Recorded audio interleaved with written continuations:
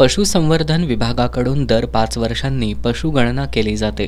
या अंतर्गत 21व्या पंचवार्षिक पशुगणनेला आजपासून सुरुवात झाली आहे। ग्रामीण भागासाठी दर 3000 कुटुंबांना एक प्रगणक तर शहरी भागासाठी 4000 कुटुंबामागे एक प्रगणक नियुक्त करण्यात आले असून जिल्ह्यात एकूण 777 प्रगणक आणि 71 पर्यवेक्षकांची या कामासाठी नेमणूक करण्यात आली आहे।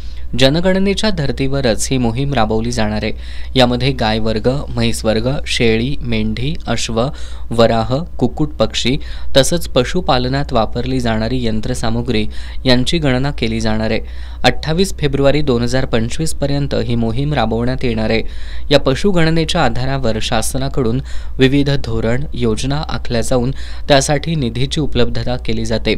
20वी पशुगणना 2019 मध्ये पार पडली होती। त्यावेळी प्रगणकांना टॅब दिले होते, त्यावर माहिती भरून घेण्यात आली होती।